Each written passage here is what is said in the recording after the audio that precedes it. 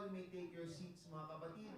Hallelujah. At sa walang pagtatagal, ipagpapatuloy po natin ang ating pag-aaral tungkol sa pagiging isa ng ating Panginoon, the oneness of God. Hallelujah. At nawa pa mga kapatid, hallelujah, lalong mamulat ang ating isipan sa kalikasan ng ating Panginoong Diyos. Dahil ito ang aralin natin mga kapatid, hallelujah, ang makakanyahan, ang makatangian ng ating Panginoong Diyos. At ang aralin ito muli ay mula sa 2 kabanata ng teksto na inakda ni Reverend David Bernard, ang ating pong UPC International General Superintendent. Hallelujah. The oneness of God. Okay, mga kapatid, so let us always remember what Jesus himself said, that God is a spirit and they that worship Him must worship Him in spirit and in truth. Mga kapatid, ito ba ay na-recite na natin as memory verse? Okay, very good. Praise God. Palakpan natin ang ating Panginoon. Hallelujah. So now, ang mga napag-aralan natin nung nakaraan ng mga kakanyahan o katangian ng ating Panginoon. Una, na ang ating Panginoong Diyos ay Espiritu. At bilang Espiritu, ang ating Panginoong Diyos ay hindi nakikita, invisible. At ang ating Panginoong Diyos, from 2 Sundays ago, hallelujah, pinag-aralan natin na siya ay omnipresent, meaning God is everywhere. Amen? Now, there's this question. May katawan ba ang Diyos? Does God have a body? Kasi di ba may mga banggit sa Biblia, lalo na sa Old Testament, sinabaga may mga bahagi ng katawan ng ating Panginoon. Right? Mata ng Diyos, kamay ng Diyos, diba? At yung, yes, implied yun, paan ng Diyos. Kasi diba, doon sa isa nga sa mga verses na pinag-aralan natin patungkol sa omnipresence ng ating Panginoon, kung paanong ang lupa, the earth, is God's footstool. But take note mga kapatid that God, pag-aralan na nga natin mga kapatid, unang katangian o kakanyahan ng ating Panginoon, God is a spirit. Jesus Christ Himself said it, that God is a spirit. Kaya nga pag tayo ay sasamba sa ating Panginoon, dapat tayo ay sasamba sa Espiritu. Dahil ang Diyos ay Espiritu. And He's invisible. And God is, as sa pag-aaralan nga natin, is omnipresent. Sa lahat ng dako, naroon siya. So ngayon mga kapatid, kung ang ating Panginoong Diyos ay mayroong katawan, kagaya ng pagkaalam natin sa katawan. Di ba alam natin katawan? Kung tao yan, may ulo, merong torso, di ba? Tapos merong legs, di ba? Or lower extremities, tapos may upper extremities, yung mga braso, di ba? Na nag-e-end sa mga kamay, na may daliri, di ba? Kung titignan natin mga kapatid, kung ang Diyos ay may katawan kagaya ng pagkaalam natin sa kung paano dapat ang katawan, paano siya magiging omnipresent? Ibig natin yan mga kapatid. If we are going to insist that God has a body as we know what a body is, then would it be consistent? Tugma ba siya mga kapatid dun sa katangian ng Diyos na siya ay omnipresent? So actually God does not have a body as we know it. Walang katawan ang ating Panginoong Diyos sa kung anong paraan ng pagkakilala natin sa isang katawan. Although malinaw naman, nababanggit sa Bible, especially throughout the Old Testament, ng ating Panginoong Diyos, He did assume various forms and temporary manifestations. Yung tinatawag nga na theophanies.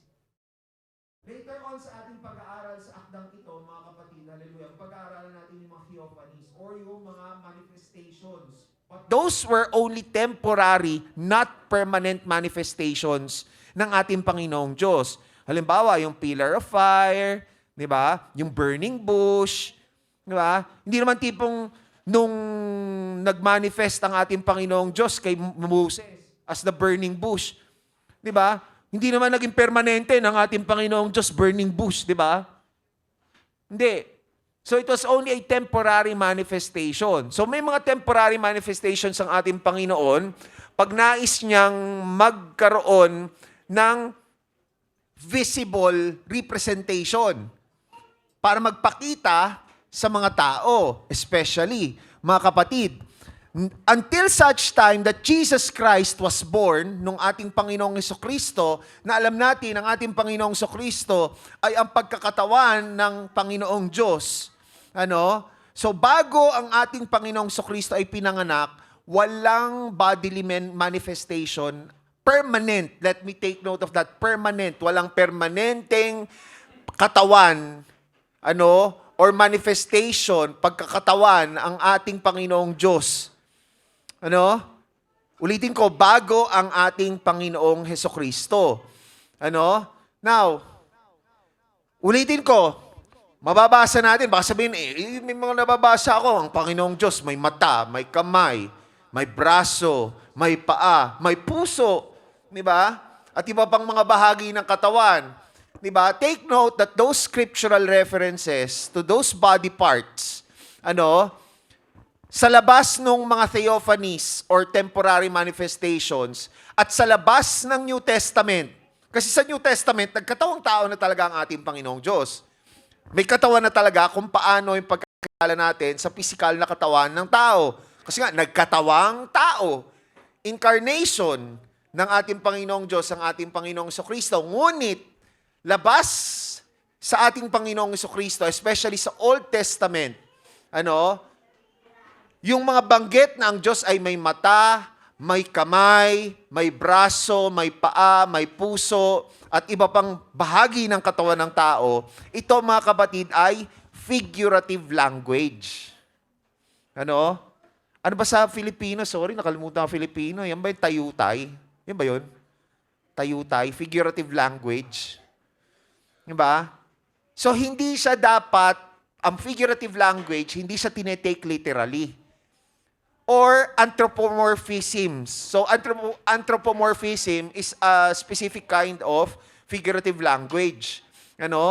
So, pag anthropomorphism, ibig sabihin, yung mga bagay o mga konsepto na hindi pang tao, ay, paano ba yan, inilalapat sa parang pananalita, sa anyong pangtao.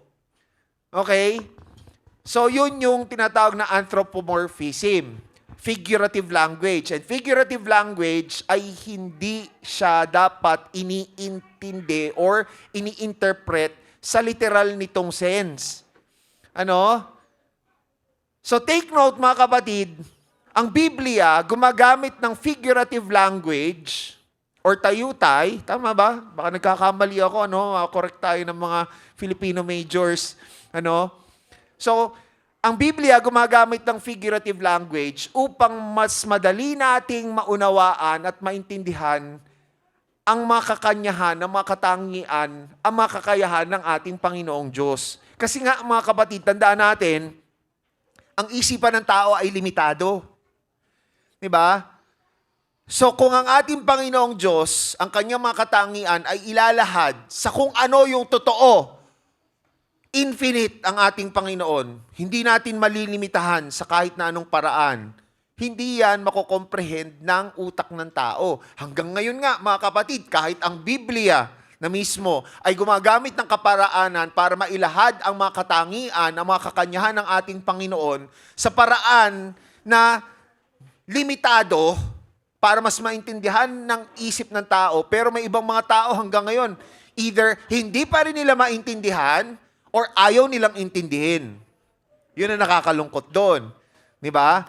Ngunit nawa sa atin mga kapatid, hallelujah, na nananampalataya sa ating Panginoong Hesukristo kung sino talaga siya. Nawa tayo ay mas bukas ang isip natin. Ngunit, babala nga ulit, hindi natin dapat ini-interpret, hindi natin dapat iniintindi sa paraang literal, yung mga figurative language sa Bible. So, meron tayo dito mga specific examples ng figurative language.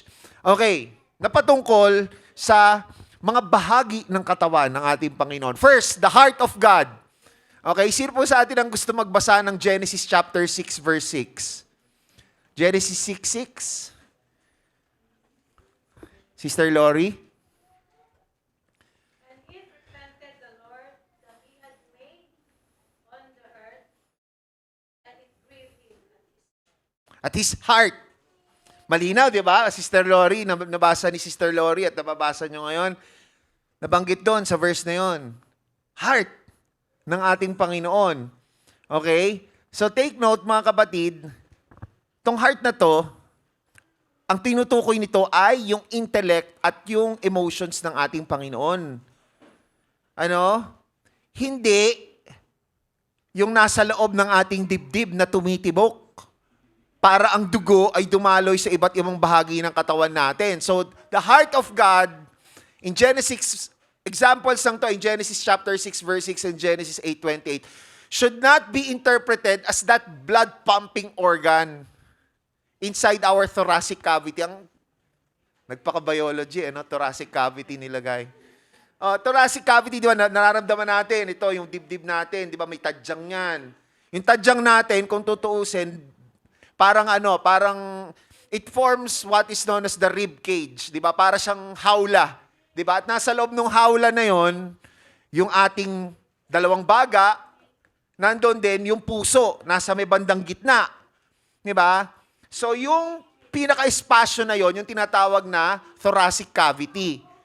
Yung puso, yung tumitibok-tibok, para bomba, para yun yung nagsisilbing bomba para yung dugo dumaloy sa iba't ibang bahagi ng katawan natin.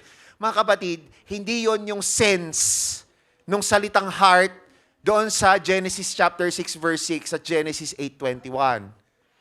Okay? So hindi tipong, ibig sabihin pala, ang ating Panginoong Diyos pwede rin magkaroon ng atake di corazon. Diba? Pwede magkaroon ng heart attack. Siguro, kung tayo masyadong pasaway, baka kung totoo nga na ang ating Panginoong Diyos ay mayroong literal na puso, yung biological na puso, baka matagal nang inatake sa puso or hinay blood ang ating Panginoon sa atin, Pero hindi, napakabuti pa rin ang ating. So, that's one example of figurative language in the Bible. Okay, ito mga kapatid. Isaiah chapter 66 verse 1, ito yung isa sa mga verses na ginagamit para ilarawan yung omnipresence ng ating Panginoon, di ba? Heaven is God's throne and the earth is His footstool. Di ba? So, trono, ano ba ang trono? Di ba ang trono, parang upuan ng hari o na namumuno. Tama? Ang footstool, yung patungan ng paa. Usually, kapag ka nakaupo, di ba? Yung parang bangko na maliit na pinagpapatungan ng paa para mas relax yung nakaupo. Di ba? So, sabi sa Isaiah 66 verse 1, yung langit daw, yung trono ng Panginoon, tapos yung kanyang footstool ay ang sanlibutan, ang lupa. Di ba? So, ibig sabihin ba noon, ang ating Panginoon ay may paa? Or dahil, naalala ko tuloy yung sinabi ng isang mangangaral, hindi ko napapangalanan, nga lang isa itong mangangaral, mga kapatid, na, di umano, kabisado niya ang mga verses sa Bible. Kahit na anong tanong mo sa kanya, ire-refer ka niya sa Bible verse. Pero masyado niyang nililiteral. Alam niya, sabi niyong mangangaral na to, ang Diyos, may puwet, pero walang tuhod. Kasi, may puwet kasi may throne Di ba? Ang trono, inuupuan. O para ka makaupo, kailangan may puwet ka. O bakit daw walang tuhod ang Diyos? Kasi di ba ang tuhod, pinangluluhod. Kanino daw luluhod? Para kanino luluhod ang Diyos? Siya na yung pinakadakila, pinakamataas sa lahat. Siya yung dapat nagiging dahilan ng pagluhod. Hindi siya yung luluhod. So, ang Diyos daw, may puwet, pero walang tuhod. O ngayon, kung liliteral natin yon, imagine mo, isang katawan. Kung may katawan nga, may puwet, may paa, walang tuhod. Di ba? It sounds ridiculous if we take those verses that are put in figurative language literally. Di ba? So ito, mga kapatid, The earth as His footstool and heaven as God's throne, that is a description of God's omnipresence. Ibig sabihin, sa langit man or sa lupa, nariyan, nasasakop yan ng presensya ng ating Panginoon. Di ba? Hindi dapat literalin na may puwet kasi may trono at may paa kasi may footstool. Di ba? So, ano yun? Higanting paa? Imagine ninyo, higanting paa nakapatong sa earth? Yun ba ibig sabihin? Hindi. Okay? Nakakatawang isipin, di ba? Nakakatawang imaginein. Yung visual image na maaaring nabubuo, di ba? The earth, yung globe. Tapos nandoon yung dalawang paa ng ating Panginoon. Literal, higanting paa, nakapatong. Di ba? But again, that's figurative language, not to be taken literally. O paano naman to? Isaiah chapter 48 verse 13 mentions about God's right hand spanning the heavens. Ang ibig sabihin nito, this is another figurative language, mga kapatid. It is a description of God's all-encompassing great power. Diba? So, kung liliteralin mo yan, ibig sabihin yan, merong higanting kamay na naka-stretch out sa atmosphere. Sige nga, tumingin nga tayo sa labas. Baka makita mo yung higanting daliri ng ating Panginoon, yung higanting hinlalaki ng ating Panginoon, o yung higanting palad ng ating Panginoon. Hindi, di ba? Again, it sounds ridiculous, it sounds funny, if it is to be taken literally. But that should not be the case with verses in the Bible that are in figurative language. Okay? Ano pa, mga kapatid? Ito, Proverbs 15 verse 3. Sino po ang gusto magbasa? Proverbs 15 verse 3. Ano ang sinasabi dyan? Proverbs 15 verse 3. Hindi pala, next time, Pastor, no, magpa-Bible target tayo rito. Bible drill.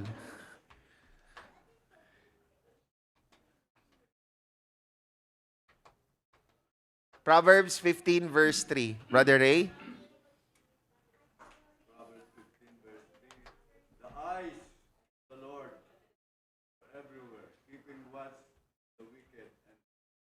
Amen. Thank you po, brother. The eyes of the Lord are everywhere. Okay? So, in every place. Pag sabi everywhere, lahat ng lugar. O, ibig sabihin ba niyan, bawat tingin mo, may eyeballs? Nakatakot yun, ano? Mga eyeballs ng ating... Hindi. Hindi ganon, mga kapatid. That verse indicates that God is omnipresent. Sa lahat ng dako, naroon siya. And He's also omniscient. Alam niya, nababatid niya kung ano ang nangyayari sa lahat. Ano, sa lahat ng lugar, sa lahat ng pagkakataon. Ano, kasi nakakatakot yan kung halimbawa, pagtingin mo doon, ay pagkaganon, parang siguro talagang magiging very conscious na tayo na magkasala kung ganon, ano. Di ba? Parang CCTV, pero hindi CCTV, bro. Ang itsura niya, eyeball. Kasi nakasulat sa Bible, pagka niliteral mo, eyes, di ba? The eyes are everywhere. Di ba? Ito pa.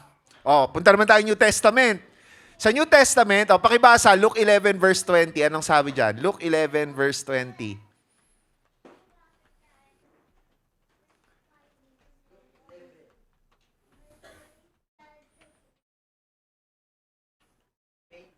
Sige, Pastor. But if I, with the finger of God, cast out devils, no doubt the kingdom of God is come upon you. So, okay na pa, Pastor? So, thank you po, Pastor. So, ang ating Panginoon sa Kristo nagsabi dyan, nagsasalita dyan. Sabi niya na gamit niya ang daliri ng Diyos para magtaboy ng mga demonyo. Okay. Daliri ng Diyos, bahagi na naman ng katawan. Kung literally natin yan, paano ginagawa ng ating Panginoong Kristo? Kaya pag magtataboy siya ng demonyo or diablo, kukunin niya yung higanting daliri ng Diyos mula sa langit para tundu-tunduin, uy, umalis ka dyan, or pampipitik, pampipitik yung higanting daliri ng ating Panginoong Diyos. Hindi ganon, mga kapatid. So, that mention of the finger of God refers to the power of God being used by our Lord Jesus Christ. 'Di ba? Kasi nga ang ating Panginoong Kristo mismo ang pagkakatawang tao ng Diyos. So, definitely, He can use the power of God. Okay? But that does not mean that Jesus, whenever He does those deeds like casting out devils, isasamon niya, yung higanting daliri ng ating Panginoong Diyos upang pitikin, patalsikin. Hindi ganon, mga kapatid. Amen? Oh, 'di ba parang nakakatawa, pa-imaginein. Pero mangyayari lang 'yon kapag literally natin. Paano naman 'to? The blast of God's nostrils.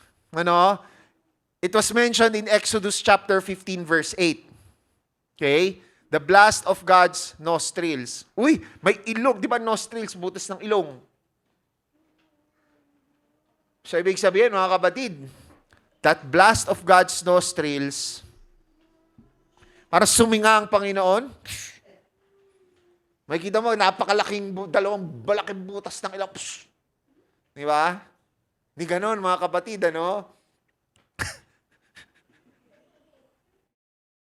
nakakatawa na lang imaginein, yung visual image ng dalawang higanting butas ng ilong. Di ba ito ang tinutukoy dito, mga kapatid, kung paanong nagkaroon ng napakalakas na hangin na nag-cause para mag-split or mag-part yung Red Sea nung ang mga Israelita ay tumatawid, kailangan lang tumawid across the Red Sea dahil tinutugi sila ng mga Egyptians. So, yun yung tinutukoy doon. So, yung nasa Exodus 14:21 in relation, that blast of God's nostrils was that very strong wind that was cast or sent by God to part the Red Sea. Ulitin ko, mga kapatid, pag nililiteral talaga natin, yung visual image na nabubuo, nakakatawa. Ito, mga kapatid, sige. Ano kaya ibig sabihin nito? Psalm 91 verse 4. There's a mention there of God's feathers. Sige, basahin po ninyo. Kahit silently basahin ninyo. Pero may banggit dyan that God has feathers. His feathers yata yung banggit dyan sa Psalm 91 verse 4. So, ibig sabihin ba niyan, may balahibo, God's feathers, ang ating Panginoon, ng Panginoong Diyos ay mayroong pakpak. Parang inahin. Ano kaya ang ibig sabihin niyan, mga kapatid? Anyone? Ano kaya ibig sabihin niyan, mga kapatid? Sige, kung meron po kayong idea, basahin niyo po muna na malakas yung verse 4 ng Psalm 91 and then ano po sa palagay ninyo yung ibig sabihin niyan, yung God's feathers. Kasi di ba alam natin, mga kapatid, na ang mga ibon, lalo na sa pakpak nila, yun yung may pinakamalalaking mga balahibo eh. Di ba? Yung mga lumilipad na ibon. So nabanggit dyan na ang Panginoong Diyos ay mayroong balahibo, may feathers. So ibig sabihin yan, may pakpak. Si Lord, ano kaya ibig sabihin? Palagay ninyo, mga kapatid. Ano yan, Brother Dex? Pakibasa mo na, Brother Dex, ng malakas. He shall cover thee with his feathers, and under his wings shalt thou trust his rod. Truth shall be thy shield. Okay. Actually, nabanggit nga sa same verse yung wings eh. Diba? May feathers, may wings. Ano sa palagay mo, Brother Dexter, yung ibig sabihin niyan?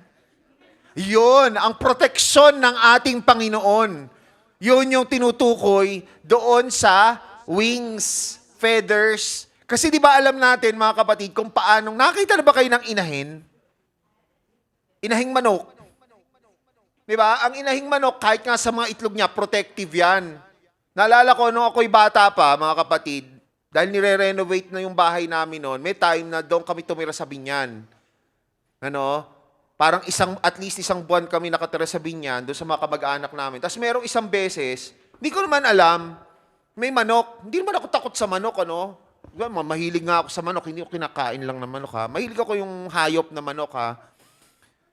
Nagulat na lang ako, palapit ako, doon sa isang timba, yung inahin, naging aggressive. At alam niyo paano pag nagiging aggressive ang manok, yung balahibo niya parang magmukha siyang mas malaki, yung mga balahibo niya nagtatayuan.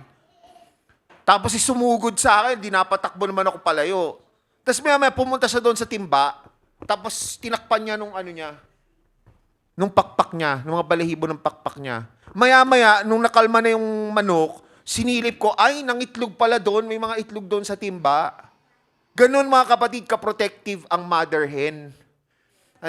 So, yung protection na iginagawad ng isang inahing ibon or manok, gamit ang kanyang pakpak, tsaka yung kanyang mga balahibo, mga kapatid, yung protection na yun ang ginamit para mailarawan yung protection na maaasahan natin mula sa ating Panginoon. So, tumpak, Brother Dexter, it's God's protection. O, di ba? So, yung mga ganyang mga bahagi ng scripture, wag na nating liliteralin. Kundi, ang mabubuong image sa atin ng Panginoong Diyos, parang manok, parang ibon, may pakpak, may balahibo. Yun nga, ang mahirap kung liliteralin natin yung ang Diyos may puwet, pero walang tuhod. Di ba? May paa, may puwet. Yes, Brother Ray. Meron pang isang sa Genesis 1:27. You can imagine that God has a body. He says, ano ba yun? God created man in His own image. So, doon pa lang, ma-imagine mo na parang may katawan din ang Diyos. Amen. So magandang point yan ni yung share ni Brother Ray. 'Di ba? Yung binanggit na ang tao ay nilikha ng Diyos ayon sa kanyang wangis. So kung ang tao nilikha na may katawan, hindi dapat ang Diyos may katawan din. Pero yun ba talaga ang ibig sabihin ng wangis ng Diyos?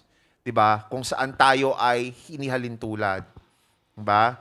So yung mga bagay niyo, yung mga verses na yun, dapat maingat tayo sa pag-i-interpret. Eto mga kapatid, take note that God, again, as a spirit, He does not have a body unless He chooses to manifest Himself in a bodily form. Maliban na lang kung pipiliin ng ating Panginoong Diyos na siya ay magkaroon ng katawan or pagkakatawan, walang katawan ng ating Panginoon dahil siya ay spirito. At alam natin, ang ating Panginoong Diyos, pinili niya na magkatawang tao. Ang ating Panginoong Jesucristo, di ba? Para sa atin. Amen? Para magkaroon ng kaparaanan para tayo mailigtas. Tandaan natin, kinakailangan ng dugo. Di ba? Bilang kabayaran sa mga kasalanan, kinakailangan ng dugo. At bilang spirito, ang ating Panginoong Diyos, walang dugo. So, kinakailangan magkaroon ng katawang tao, para magkaroon ng dugo. At yun ang ating Panginoong Hesukristo. Now, merong tinatawag na spirit-body hypothesis na binanggit si Reverend Bernard. Na merong iba daw, ang pananaw, mga kapatid, na sa Old Testament, ang Diyos ay mayroong tinatawag na spirit-body. Na itong spirit-body na ito raw ay visible or nakikita ng iba pang mga spirit beings. Ano mga halimbawa ng mga spirit beings? Mga anghel, mga demonyo, di ba?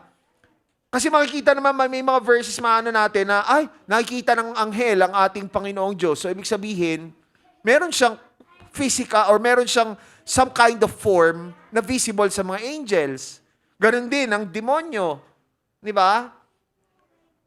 Tapos, kung titingnan pa natin doon sa parable of Lazarus, sa Luke chapter 16, verses 22 to 31, di ba? Spirito na lang si Lazaro. Tapos si Abraham, supposedly spirit na lang din siya. Namatay si Abraham Hindi naman umakit yung katawang physical niya Di ba? Si Lazarus, ganun din. O, di ba? Nag-uusap si Abraham tsaka si Lazarus. O tapos nandoon din yung yung Lord na na namatay, na nakikiusap na pababain si Lazarus. So nag-uusap sila, somehow that gives us an idea na nagkakakitaan ang mga spirits. Di ba? So does that mean that Jesus, or rather, before Jesus, the Lord God, would also be in a spirit body that is visible to other spirits? Meron pa, mga kapatid, yun nga, angels and Satan could see a visible manifestation of God in the Old Testament sa 1 Kings chapter 22 verse 19 to 22 at sa Job 1 to 6. So, ganun nga ba ang ibig sabihin nun? Na ang ating Panginoong Diyos ay mayroong quote-unquote spirit body. note, mga kapatid, that God, He does not need a spirit body. Even in the Old Testament, He did not need a spirit body. Bakit? Meron tinatawag na mga theophanies, di ba?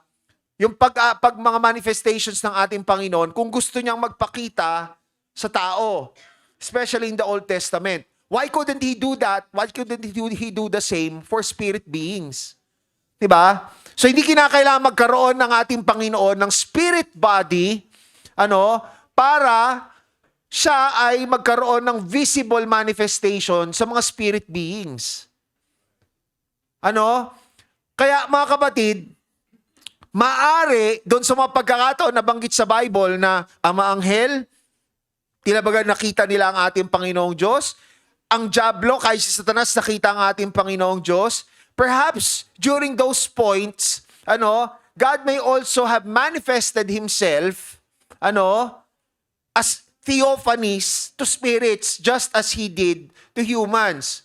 Or, sabihin na natin, pagpalagay na natin, for the lack of a term, para tukuyin yung theophany na nasa spiritual realm, na nakikita ng mga angels, nakikita ni Satanas, ang ating Panginoon. Sabihin natin, God could have had some kind of spirit body, but take note, yung pag-aanyunay ng ating Panginoon ay hindi nalilimitahan yung kanyang kakayahan na maging everywhere and anywhere. Kasi di ba, kung halimbawa anghel, may spirit body, halimbawa ang anghel, nasa isang location lang siya, hindi siya pwedeng mapunta sa kahit na saang lugar. Nandoon lang siya kung nasaan yung kanyang quote-unquote spirit body. Pero ang ating Panginoong Diyos, kung nagkaroon man siya ng manifestation, sabihin na natin, pwedeng tawagin, halimbawa, na spirit body din, but that kind of manifestation did not limit God from being everywhere and anywhere. Kasi omnipresent ang ating Panginoong Diyos. Amen?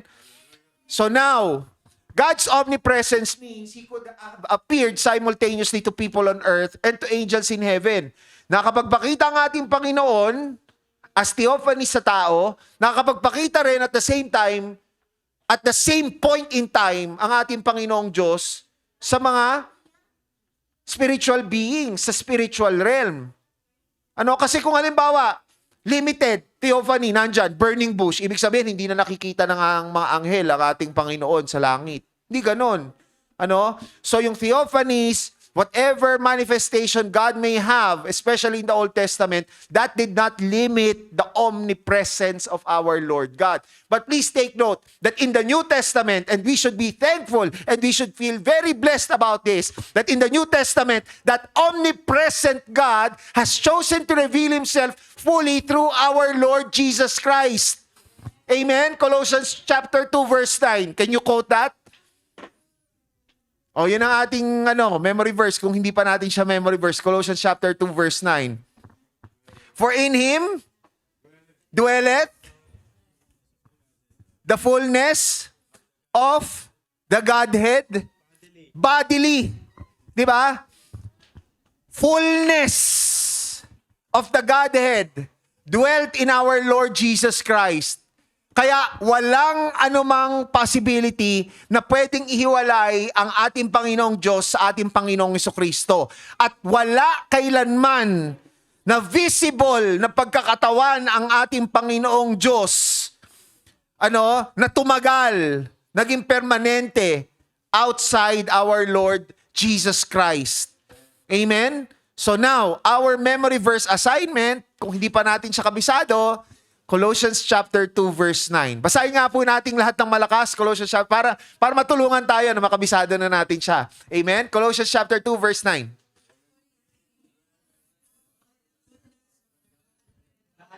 Amen. So yan po, hindi naman siguro ganun kahirap siyang kabisaduhin, So, all na nga, fullness pa. Di ba? So yung kapuspusan, pangkalahatan ng pagka-Diyos ay nanahan sa ating Panginoong Jesucristo. So, very clear. Tanging ang ating Panginoong Jesucristo lamang ang pagkakatawang tao ng ating Panginoong Diyos. And that was the only time that God attained a body, a bodily form. But outside of that, mga kapatid, and please take note that even with that bodily form of our Lord Jesus Christ, that did not limit God's omnipresence. Amen? Kasi yun yung mahirap eh. Kaya iba iniisip nila, kung nagkatawang tao ang Diyos sa katauhan ni Hesukristo, paano mangyayari na nasa ibang dako pa rin siya? Kasi kung halimbawa si Jesus namatay sa krus, ibig sabihin namatay ang Diyos. Ay pag namatay ang Diyos, pag di wala na, gunaw na lahat. Hindi nakikilos sa mga bagay-bagay sa sang sinukob. Di ba? Kaya nga nakakatawa eh. Nakakatawa na lang. Not to demean, but nakakatawa na lang isipin yung mga mga naggugunita ng Holy Week. Pagdating ng Biyernes Santo, ang sabi nila, patay ang Diyos.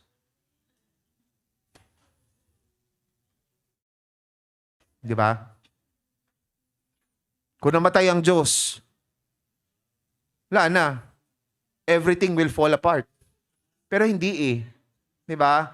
Even with the incarnation that is our Lord Jesus Christ, God remained omnipresent.